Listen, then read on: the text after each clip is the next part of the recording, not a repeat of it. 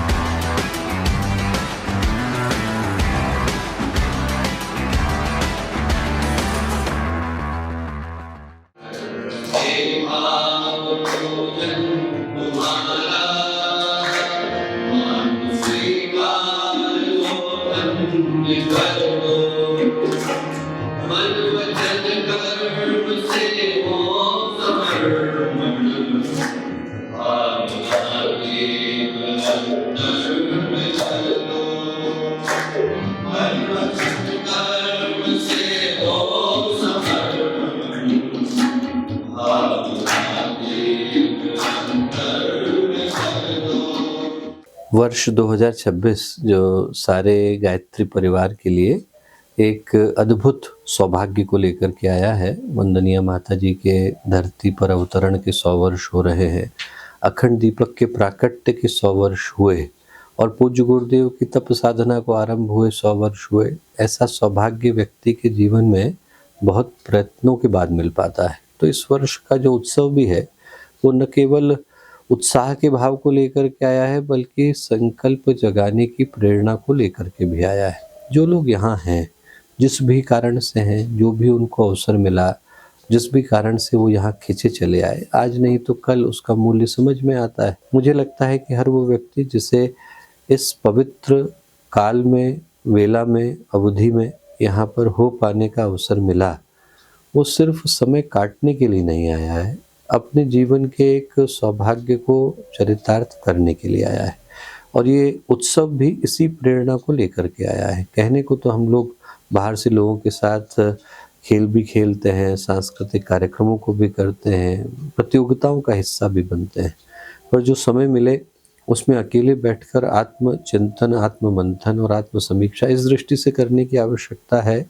कि हमारे जीवन में, हमारे व्यक्तित्व में, चिंतन में, भावना में, विचारणा में, मान्यता में ऐसा क्या था जो गुरुदेव हमें यहाँ खींच करके लाए। ये भी बड़े गर्व का विषय है कि इस बार जो पत्रकारिता और जनसंचार विभाग है उसने एक बड़े ही अद्भुत प्रयोग को किया है कि तीनों ही माध्यमों से वो इस उत्सव के समाचारों को और विश्वविद्यालय की सारी गतिविधियों को हर विद्यार्थी तक और हर उस व्यक्ति तक पहुंचाने का प्रयत्न कर रहे हैं जो यहाँ किन्हीं माध्यमों से आ पाए, जुड़ पाए, नहीं भी जुड़ पाए। प्रिंट माध्यम भी है, इलेक्ट्रॉनिक माध्यम भी है और उसके साथ साथ रेडियो का माध्यम भी है। हम लोग की अपनी बहुत प्यारी विद्यार्थी साक्षी,